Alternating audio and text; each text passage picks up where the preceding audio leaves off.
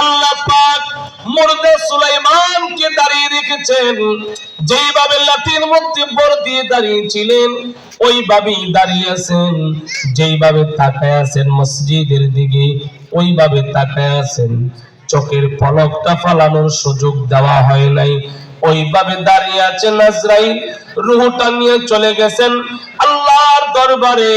আর এই দিকটা মৃত সুলাইমানকে দাঁড় করায় দিয়া এই যে দাঁড় করায় রাখলেন, দাঁড়ানো থেকে এদিক সেদিক হয় না।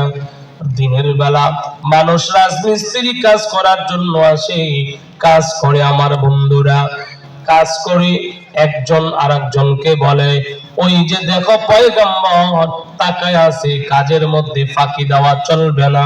পয়গম্বরের তাকানো দিকা একটা সেকেন্ডের জন্য তারা কাজে ফাঁকি দেয় নাই। সারাদিন কাজ করে চলে গেল, রাতের বেলা জিন্নাত কাজ করলো, ওরাও ফাঁকি দেয় নাই, কাজ করে চলে গেল, ওরাও চলে গেল। এইভাবে চলতে চলতে আমার ভাইয়েরা দীর্ঘ 6 মাস পর্যন্ত এইভাবে মসজিদে বাইতুল আকসার কাজ কমপ্লিট হয়ে গেল।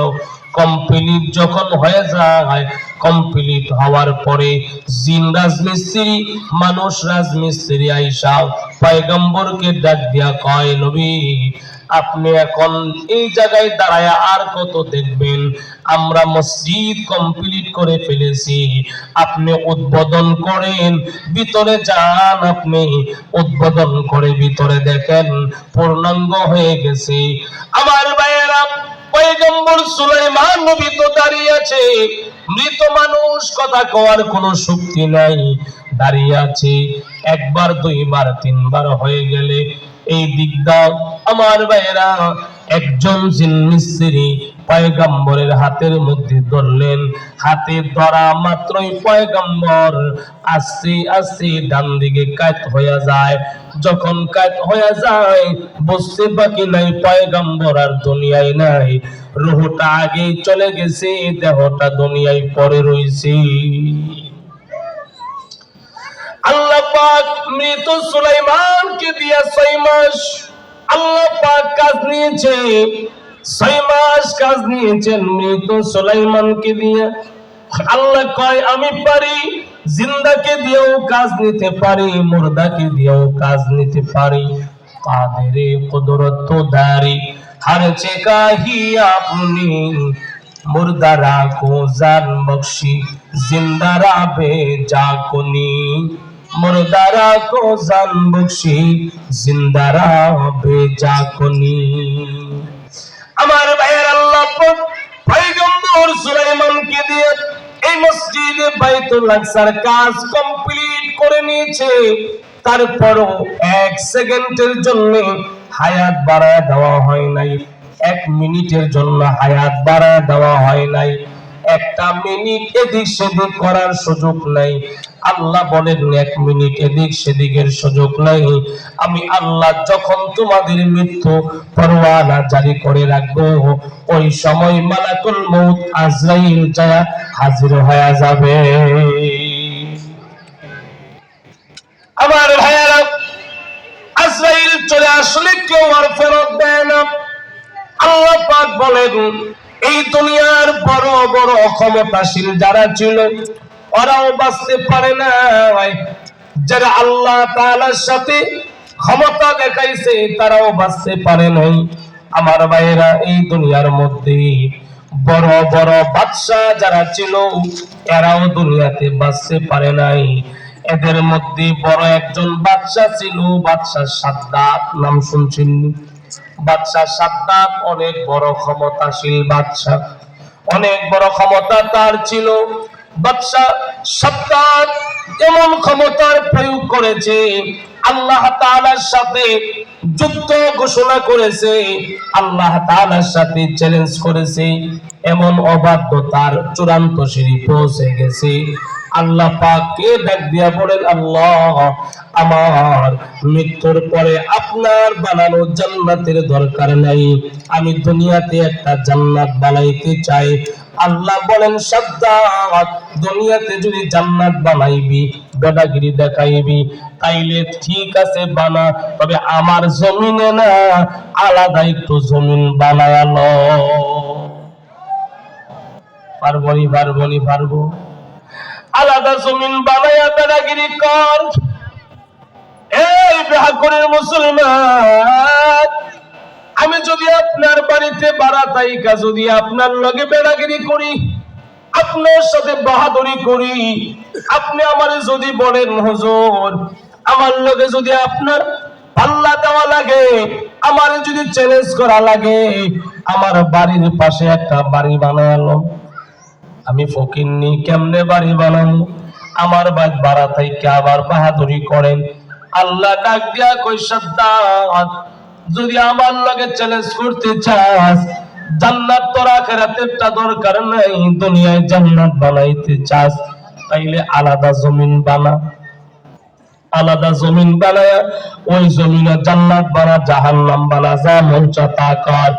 আল্লাহ কয় সাদ্দাত আলাদা জমিন বানা। সাদ্দাতের বাবারও ক্ষমতা নাই, আলাদা জমিন বানাইবি।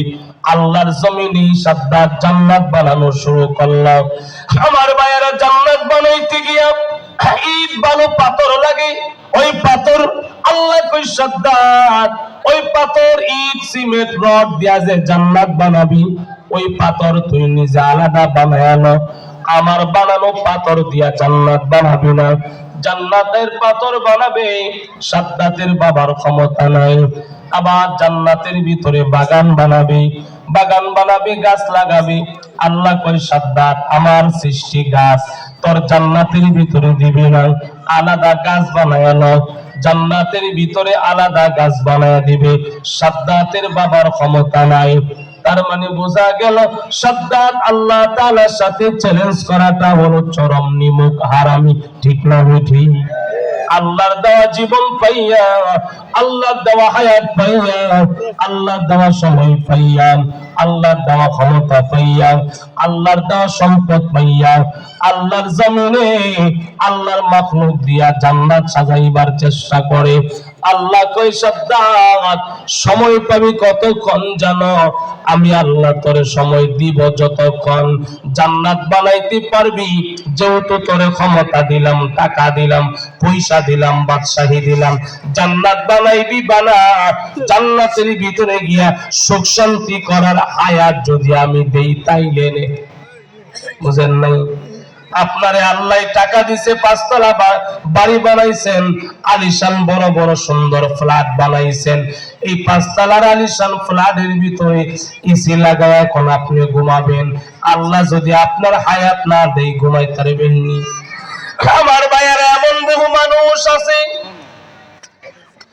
বড় বড় বাড়ি বানাইছে কিন্তু হায়াত পায় নাই। বাড়ি বানানো শেষ, হায়াতও শেষ, এমন মানুষ আছে না নাই? আমাদের নরসিংদীতে একজন ডাক্তার, আমার নিজের পরিচিতর মধ্যে একজন ডাক্তার, অনেক কষ্ট করে টাকা জমায়া বিল্ডিং করছে।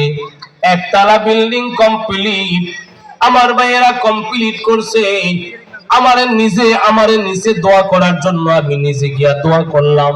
নতুন ফ্ল্যাট করছে, অনেক সুন্দর কারুকার্য করছে, মুজাহিদ বসাইছে, টালি বসাইছে।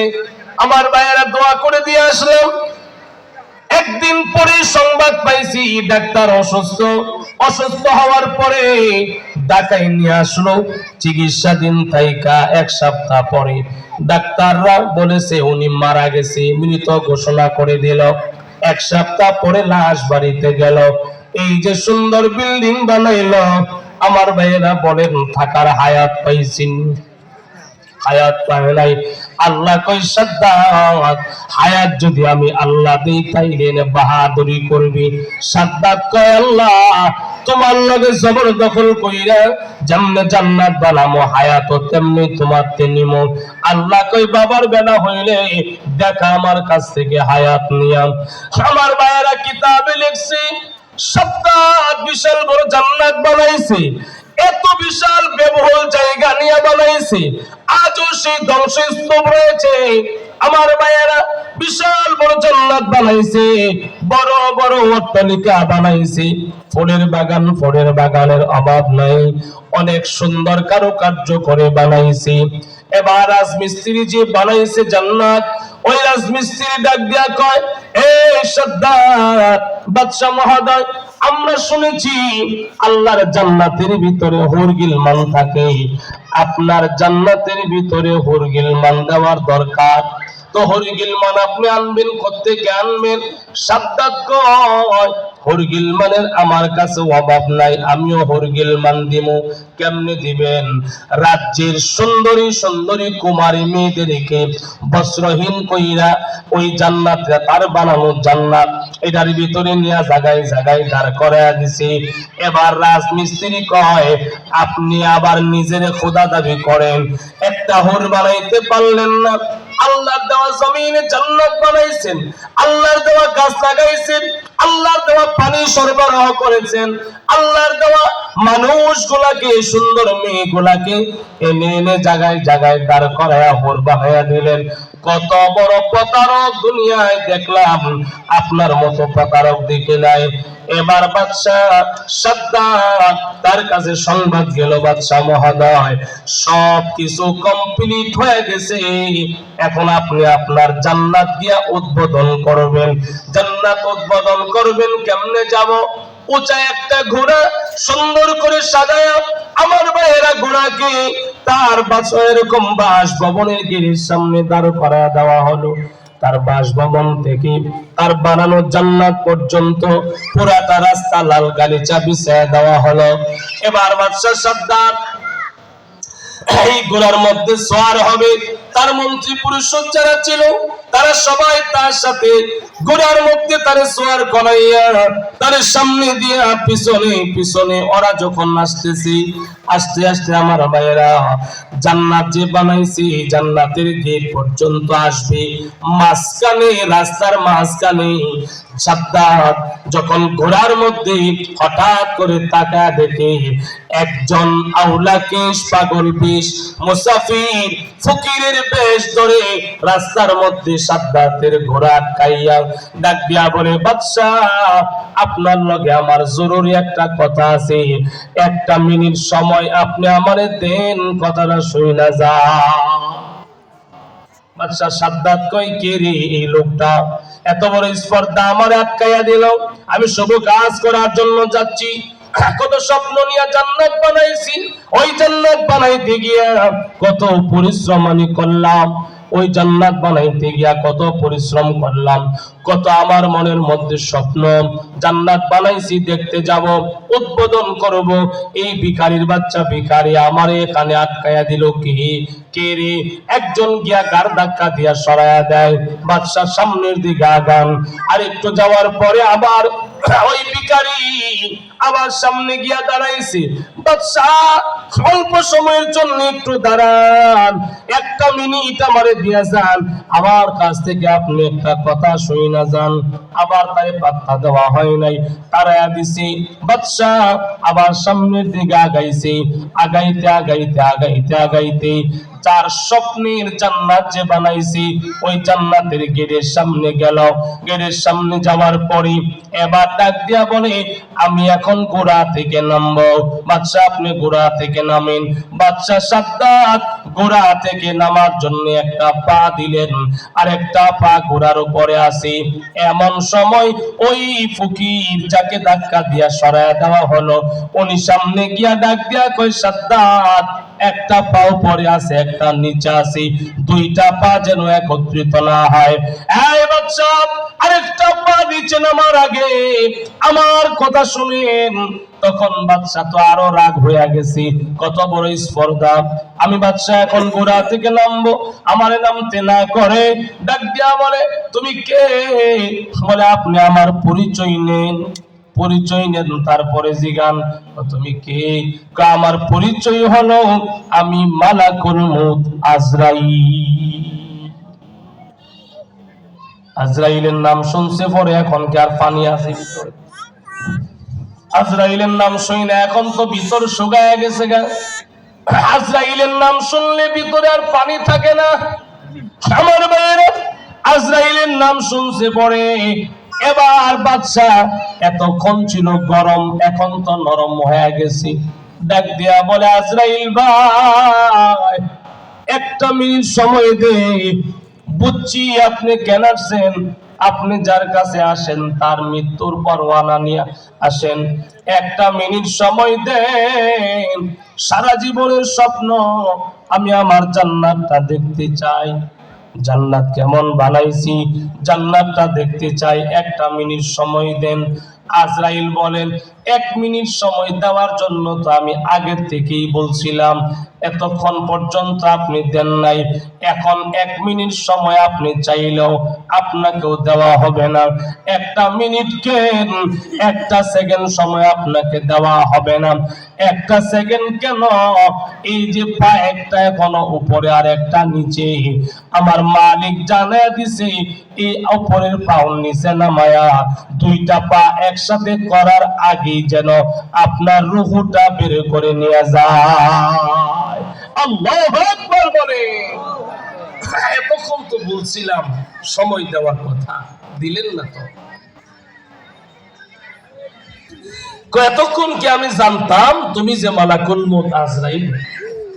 জানার দরকার নাই, সময় তো চাইছিলাম, দেন নাই তো, এখন আর সময় হবে না। এই যে এক পা উপরে এক পা নিচে জায়গায় রয়েছে, এই অবস্থায় মালাকুল মউত আজরাইল রূহটা কবজ করে নিয়ে গেছে, এইভাবেই রয়েছে। আপনারা বলেন কত স্বপ্নের সেই তার জান্নাত বানানো, আরে দেখে যেতে পারলো না। হতভাগা, হতভাগা। আল্লাহ তাআলার সাথে বিদ্রুপ করে, আল্লাহ তাআলার সাথে নিমুখ হারামি করে এই দুনিয়ার সাজসজ্জা, এই দুনিয়ার অবস্থান করলে কেউ দুনিয়াতে চিরদিন থাকবে না। থাকবে কতদিন? আল্লাহ সময় দিবেন যতদিন, ঠিক না ঠিক বলে। আল্লাহ হায়াত দিবেন যতদিন, বাহাদুরি আল্লাহ যে কয়দিন আপনার ভিতরে রূহটা রাখবেন, এই কয়দিনই বাহাদুরি, এরপর আর কোনো বাহাদুরি নাই। বলে বাহাদুরি, এই যে রূহটা আছে ভিতরে, এই রূহটা কি? রূহটা কি? আল্লাহর নবীরে কাফেররা প্রশ্ন করছিল, নবী গো আপনি বলেন রূহ কি? তো আল্লাহ তাআলা নবীর এই প্রশ্নের জবাব দেওয়ার জন্য নবীর উপরে আয়াত নাজিল করছেন। ইয়াসআলুনাকা আনির রূহ কুলির রূহু মিন আমরি রাব্বি। হে নবী, রূহ সম্পর্কে আপনার কাছে প্রশ্ন করেছে, আপনি জানায়া দেন রূহটা হলো তোমার রবের একটা আদেশ। রবের কি আদেশ? রবের আদেশ, এটা আমার আপনার ভিতরে আছে। তো এই রূহটা কতক্ষণ থাকবে? রবের আদেশটা যতক্ষণ থাকবে। রব যদি আদেশ ওঠায় আনে তাহলে সাথে সাথে রূহটা বের হয়ে যাবে। আল্লাহ পাকের এই আদেশটা কতদিন থাকবে? যতদিন থাকবে ততদিন বাহাদুরি। অপয়সাওয়ালা, তোমার বাহাদুরি কতক্ষণ? তোমার রবের আদেশের রূহটা তোমার ভিতরে থাকবে যতক্ষণ। যুবক ভাই, যৌবনের বাহাদুরি কতক্ষণ? তোমার রবের আদেশের রূহটা তোমার ভিতরে থাকবে যতক্ষণ। ক্ষমতাওয়ালা, তোমার বাহাদুরি কতক্ষণ? বলে রবের আদেশের রূহটা তোমার ভিতরে থাকবে যতক্ষণ, তোমার বাহাদুরি থাকবে ততক্ষণ। রবের আদেশ রব উঠায় নিবে, পাঁচতলার মালিক গাছতলায় শুয়ে যাবে। পাঁচতলার মালিক গাছতলায়, রবের আদেশ যদি নেওয়া যায়। এই জন্য বাহাদুরি না, আল্লাহ কয় খলাকাল মাউতা ওয়াল হায়াত, আমি তোমাদের হায়াতে জিন্দেগীর শেষ ভাগে মৃত্যু নামক এক বস্তু দিয়া দিছি। এই মৃত্যুর পেয়ালা পান করতেই হবে, তোমাদেরকে মরতেই হবে। বান্দা মরতেই যদি হয় তাইলে তোমাদেরকে এই হায়াতে জিন্দেগিতে কেন দিলাম? মৃত্যুর সংবাদটা কনফার্ম করে কেন দিলাম? আল্লাহ কই লিয়াবলুয়াকুম আইয়ুকুম আহসানু আমালা, আমি তোমাদেরকে পরীক্ষা করার জন্য তোমাদের মধ্যে কে ভালো কাজ করে, তোমাদেরকে পরীক্ষা করার জন্য তোমাদের মধ্যে কে ভালো কাজ করে এটা দেখার জন্য আল্লাহ তাআলা এই মৃত্যু আমাদেরকে আগে দিয়ে দিয়েছে। আজকে আমরা মৃত্যুর কথা বলে যাই, মরণের শরম আমাদের নেই। এই যে আমাদের এক ভাই উসমান হাদি চলে গেছে না, এই যে চলে গেছে, এভাবে এক এক করে সবাই চলে যাবে, আরে কেউ থাকবে না, কেউ থাকবে না। যার মৃত্যু যেখানে, যে অবস্থায় তার মৃত্যু সেখানে আসবে, ওই অবস্থায় আসবে। আল্লাহ কয় আমি দেখতে চাই, লিয়াবলুয়াকুম, পরীক্ষা করতে চাই, আইয়ুকুম আহসানু আমালা, তোমাদের মধ্যে কে ভালো কাজ করে, নেক আমল করে, আমলে সালেহ করে, নেক আমল, ভালো কাজ, নেক আমলের মধ্যে, ইবাদতের মধ্যে দামি একটা ইবাদতের নাম হলো নামাজ। দামি একটা ইবাদতের নাম কি বলেন? আরো জোরে বলেন। নামাজ, এটা আল্লাহ পাকের কাছে দামি একটা ইবাদত। আল্লাহ তাআলার সাথে বান্দার সম্পর্ক সবচেয়ে গভীর হয় ইবাদতের, নামাজের মাধ্যমে। বান্দার সাথে আল্লাহ তাআলার গভীর সম্পর্ক হয় নামাজের মাধ্যমে। আল্লাহ রাসূল বলেন নামাজের মাধ্যমে মুমিনের মেরাজ হয় আল্লাহ তাআলার সাথে। মুমিন মেরাজ করবে নামাজের মাধ্যমে। আমাকে মেরাজ করাইছেন সপ্তবক আসমান পাড়ি দিয়া, সিদরাতুল মুনতাহা পাড়ি দিয়া, ৭০,০০০ নূরের পর্দা পাড়ি দিয়া আল্লাহর বাড়িতে নিয়া। আল্লাহর বাড়ি হলো আরশ মহল্লা। আর রহমান আলাল আরশ ইস্তাওয়া, মালিকে রহমানের আরশে সমাসীন, রহমানের বাড়ি হলো আরশ। রহমান ওই জায়গায় তার বন্ধুকে নিয়ে তারপরে দিদার দিবেন, মেরাজ করাইছেন। আল্লাহ রাসূল আয়েশা কয় as-salatu mi'rajul mu'minin, মুমিন উম্মতেরারে তোমাদের মেরাজ হলো নামাজ, তোমাদের মেরাজ নামাজ। আল্লাহ পাক আমাকে ৭ তবক আসমান পাড়ি দিয়া আল্লাহর বাড়িতে নিয়ে আল্লাহ আমাকে সাক্ষাৎ দিয়েছেন। আর তোমরা যদি নামাজের মধ্যে দাঁড়িয়ে যাও, তাইলে তোমাদের নামাজের মধ্যে দাঁড়ানো, এই আল্লাহ তাআলার সাথে দাঁড়ানো, নামাজের মাধ্যমে আল্লাহ তাআলার সাথে বান্দার দিদার হবে। বলেন সুবহানাল্লাহ। নামাজ হলো এমন একটা ইবাদত, নামাজের মাধ্যমে বান্দা আল্লাহ তাআলার দিদার লাভ করবে, আল্লাহ তাআলার সাথে বান্দার সম্পর্ক হবে নামাজের মাধ্যমে। আমার ভাইয়েরা, রাবিয়া বসরি বড় একজন তাপসী মহিলা ছিলেন, আবেদা, জাহেদা, খালেসা মুমিনা ছিলেন। আম্মা জান রাবিয়া বসরি ছোট্ট একটা কুঠিরে থাকতো, ছোট্ট একটা ঘর তার ছিল। ওই ঘরের ভিতরে প্রয়োজনীয় সামানাপত্র, আসবাবপত্র নিয়ে থাকতেন। আম্মা জান রাবিয়া বসরির খাসলত ছিল রাতের বেলা লাইট অফ করে, বাতি নিভিয়ে সারা রাত নামাজের মাধ্যমে আল্লাহ তাআলার সাথে ইবাদত বন্দেগী, নামাজের মাধ্যমে আল্লাহ তাআলার সামনে দণ্ডায়মান থাকতেন। একদিন রাতের বেলা আম্মা জান রাবিয়া বসরি নামাজের মধ্যে দাঁড়িয়ে আছেন। অন্ধকার হওয়ার কারণে আমার ভাইয়েরা, রাবিয়া বসরির ঘরের ভিতরে একজন চোর ঢুকছে। চোর অন্ধকার ঘরে, আম্মা জান রাবিয়ার ঘরের ভিতরে চোর ঢুকছে। চোর ঢুইকা সে ভাবছে আম্মা জান রাবিয়া বসরি মনে হয় ঘুমাইতেছে।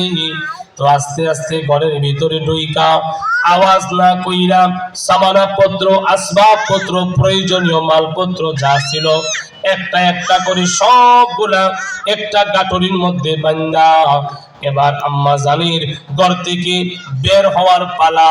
আম্মা জান এতক্ষণ নামাজ পড়তেছিলেন, নামাজের মধ্যে আওয়াজ পাইতেছিলেন চোর ঢুকছে ঘরের ভিতরে, কিন্তু নামাজ ছাড়েন নাই, নামাজের মধ্যেই ছিলেন। চোর এই দিকদা মাল সামানা নিয়া যখন রওনা করবে, তো ওই মুহূর্তে আম্মা জান রাবিয়া বসে নামাজ কমপ্লিট হয়ে গেছে, সালাম ফিরাইছেন। চোর ঘরে আসার কারণে তাড়াহুড়া করে নামাজ পড়ছেন এমনটা না, উনি ওনার মতোই নামাজ পড়লেন। চোর মাল সামানা নিতে নামাজ শেষ হয়ে গেছে, উনি সালাম ফিরাইলেন। সালাম ফিরাইয়া এবার চোর যখন বের হয়ে যাবে, তা আম্মা জান রাবিয়া বসরি আস্তে করে ডাক দিলেন, ও আল্লাহর বান্দা, আমার ঘরে তুমি আসছো রাতের অন্ধকারে, মাল সামানা জমায় নিতে তোমার বড় কষ্ট হয়েছে, অনেক মাল সামানা এখনো তুমি জমা করতে পারো নাই। তুমি যেহেতু আমার ঘরে আসছো, অবশ্যই তোমার মাল সামানার প্রয়োজন আছে। আমার ঘরের ভিতরে ওই আমার দরজার আড়ালে, দরজার পাশে একটা লোটার মধ্যে বদনার মধ্যে এক বুদনি পানি আছে, ওই পানিটা ফালায়া ওই বুদনিটাও লইয়া যাও, তোমার কাজে আসবে। সুবহানাল্লাহ। কেমন মহিলা! আমরা হইলে শরীরে দিলাম ধাওয়ানি দৌড়ানি, আমার ঘর থেকে মাল লইয়া জায়গা শরীরে কমন হয়ে গেলে। রাবিয়া বসরি সুন্দর করে বলে, ওখানে একটা বদনা আছে, লোটা আছে, ওটার মধ্যে পানি আছে, ওইটাও লইয়া যাও, তোমার কাজে আসবে। চোর বেটা থমকে গেল। অন্ধকারের ভিতরে কে আওয়াজ করে? আমি ভাবছিলাম আম্মা জান রাবিয়া বসরি মনে হয় আরামে ঘুমাইতেছে। এখন দেখি না না, উনি ঘুমায় না, উনি মনে হয় সজাগ। আম্মা জান রাবিয়া বসরি বলে, হ আমি ঘুমাই নাই, আমি সজাগ, তবে আমি নামাজের মধ্যে ছিলাম। নামাজের মধ্যে থাকলে কোনো কথা বলা যায় না, কথা বললে নামাজ নষ্ট হয়ে যায়। আমার মাল সামানা তুমি নিয়ে যাইবা, আমি নামাজে ছিলাম এই জন্য কথা বলি নাই। এখন নামাজ থেকে ফারিগ হইলাম, তুমি মাল সামানা নিয়ে গেছো, বদনাটাও লইয়া যাও। সুর বেড়া এখন চিন্তা করে বদনাও লইয়া যাই, শর্মিন্দা হয়ে গেছি, তো বদনার মধ্যে গিয়া হাত দিবে, বদনাটাও লইয়া যাবে। আম্মা জান রাবিয়া বসি ডাক দিয়া কয়, আল্লাহর বান্দা, বদনাটা যদি লইয়াই যাই বা পানি তো ফলাইতে হবে। পানিটা আমি পড়াইছিলাম, এই জায়গায় রাখছিলাম আমি ওযু কইরা ফজরের নামাজ পড়ার জন্য। আল্লাহর বান্দারে, আমি তো ওযু এখন আমার আছে, ওযুর প্রয়োজন নাই, তো তুমি একটা কাজ করো, যা গাতির ভিতরে মাল সামানা জমাইছো বদনা সহ আমি দাওয়া দাবি চাইরা দিলাম, সব তুমি নিয়ে যাইবা, আস্তে আস্তে যাও, অসুবিধা নাই, আটকামো না তোমারে। আল্লাহর বান্দারে, ওযুর পানিটা ওযুর নিয়তে আমি জমা করে রাখছিলাম, এই পানিটা যদি এমনি ফালায়া দাও তাইলে এটা মূল্যহীন হয়ে যায়, মালিকের কাছে গিয়া কি জবাব দেব? আমার যেহেতু ওযু আছে, তুমি একটা কাজ করো, তোমার তো টেনশন নাই, আমি তো আটকামো না, এই এক বদনা পানি দিয়া তুমি একটু ওযু কইরা তুমি আমার ঘরে 2 রাকাত নামাজ পড়িরা পানিটারে হালাল কইরা দিয়া যাও, পানিটার হক আদায় কইরা দিয়া যাও। আমি ওয়াদা দিলাম রে, ওযুর পরে নামাজের পরে আমি আল্লাহর কসম তোমারে আটকাবো না, মাল যা নিছো নিয়া যাইবা, অসুবিধা নাই। যদি ফজর হয়ে যায়, দিনের আলো হয়ে যায়, অসুবিধা নাই, কাউকে আমি ডাক দিব না। এবার সুর হলে কি হবে? ভিতরে তো ঈমান আছে, বিশ্বাস হয়ে গেল আম্মা জান যা বলে তাই সত্য, কারণ আম্মা জান রাবিয়া বসরি জীবনে মিছা কথা কয় নাই। আর আমগো বাড়ির রাবিয়ারা মিছা কথা দিনে 10টা কয়, ঠিক না? আমগো প্রত্যেকের ঘরে যে রাবি আছে মিছা কথা 10টা কয়। আমার মায়েরা চোর আম্মা জানের কথা আশ্বস্ত হয়, আর দেরি করলো না, গাত্তিরা এইভাবে আমার মায়েরা এক সাইডে রাইখা ওই বদনার পানি নিয়ে এবার বাহিরে গেল। বাহিরে যায় সুন্দর করে ওযু বানাইছে। ওযু বানাইয়া যখন ঘরে ঢুকছে, আম্মা জান রাবিয়া বসরি নিজের জায়নামাজটা দিয়া এবার বিছায়া দিয়া কয়, এই আল্লাহর বান্দা এই জায়গায় নামাজ পড়, এটা আমার জায়নামাজ। আমার এই জীবনে এই জায়নামাজের মধ্যে কত হাজার কত লক্ষ সিজদা দিছি, কত লম্বা সিজদা দিছি, সিজদায় পইরা কত হাজার হাজার লক্ষ লক্ষ বার আমার মালিকের তাসবিহ আমি জপছি, আমার মালিককে আমি বলছি সুবহান রাব্বিয়াল আ'লা, সুবহান রাব্বিয়াল আ'লা। আলা মালিকের প্রশংসা কত করলাম। এই জায়নামাজ বড় বরকতি জায়নামাজ। আল্লাহর বান্দারে, জায়নামাজের মধ্যে সিজদা দে, 4টা সিজদা, 2 রাকাত নফল নামাজ তাহাজ্জুদ পড়ালে। এবার চোর যখন নাকি জায়নামাজে দাঁড়ালো, আল্লাহর বান্দি আম্মা জান রাবিয়া বসি এক সাইডে দাঁড়াইয়া আস্তে করে 2টা হাত তুইলাম, আসমানের মালিকের ডাক দিয়া কই, মালিক, ও মালিক, আমার কাজ ছিল তোমার বান্দা পথ বলা বান্দাকে আমি জায়নামাজে দাঁড় করায় দিয়া আমি দাঁড় করাইয়া দিলাম। হেদায়েত দিবা কি দিবা না তুমি মালিক, কারণ তুমি যদি হেদায়েত দাও গোমরা কেউ করতে পারে না, তুমি যদি হেদায়েত না দাও কেউ হেদায়েত দেওয়ার মালিক না। মান ইয়াহদিল্লাহু ফালা মুদিল্লা লাহু ওয়া মান ইউদ্লিল ফালান তাজিদ লাহু ওয়ালিয়্যাম মুরশিদা। তুমি যদি হেদায়েত না দাও কেউ দেওয়ার ক্ষমতা নাই। আমালি আমি তোমার কাছে তোমার বান্দার হেদায়েতের জন্য দোয়া করে দিলাম। আল্লাহ গাছ লাগানোর মালিক হইলাম আমি, ফল দেওয়ার মালিক হইলা তুমি। আমি দাঁড় করাইয়া দিলাম, এখন তুমি তোমার বান্দারে তোমার বান্দা বানাইবা কি বানাইবা না তুমি জানো। দোয়া করে দিলেন। আমার ভাইয়েরা, ওই চোর নামাজে 2 রাকাত নামাজে শেষ সিজদার মধ্যে পইরা এমন জোরে আওয়াজ করে কান্না শুরু করলো। আম্মা জান আওয়াজ পায়া বুঝতে পারলেন আমার মালিক যাই নামাজের বরকতে আমার বান্দারে হেদায়েত দিয়া দিছে। আম্মা জান রাবিয়া এবার আওয়াজ করে কয়, কাদরে কাজ, জীবনের শেষ মোনাজাত মনে করে কাঁদ, আর কান্না বন্ধ করিস না। এক কান্দাতে আল্লাহ চোরকে আল্লাহর ওলি বানায়া দিছে। যুবক বাইরে, নামাজ হলো এমন একটা ইবাদত যে নামাজের মাধ্যমে পথ ভোলা বান্দা আল্লাহর ওলি হয়ে যায়, আল্লাহর ওলি হয়ে যায়। আমার ভাইয়েরা, কান্নায় ফজরের আযানের সময় হয়ে গেছে। আম্মা জান রাবিয়া কয়, আর দেরি করার দরকার নাই, এই মাল সামানা গোলা নিয়া এবার বাড়িতে চইলা যাও। লোকটা ডাক দিয়া কয়, আম্মা জান জীবনে বড় ভুল করেছি। আম্মা গো, কত জায়গায় চুরি করলাম, কেউ এমন ব্যবহার করে নাই, আপনার মতো এমন ব্যবহার আমার জীবনে পাই নাই গো আম্মা জান। সন্তান যদি পথ হারাইয়া অন্যদিকে চইলা যায়, মা যেমন সন্তানকে আয়না পথ দেখায়া দেয়, আপনি আমার জনম দুঃখিনী মা, আপনি আমারে পথ দেখায়া দিলেন। মা, আমি ওয়াদা দিলাম গো চুরি তো করবই না, আপনার একটা মালপত্র নিয়ে যাবো না। এ আম্মা জান, আমি আপনার জন্য মাল সামানা নিয়ে যাব না, এই মাল সামানা সব দিয়ে গেলাম, বাকি জীবন আপনার সন্তান হয়ে থাকতে চায়। আম্মা ওয়াদা দেন, আমি যখনই আপনার কাছে আসব সন্তানের অধিকার নিয়ে আপনি গ্রহণ করবেন। আম্মা জান রাবিয়া কই, ঠিক আছে, সন্তান হিসাবে গ্রহণ করে নিলাম।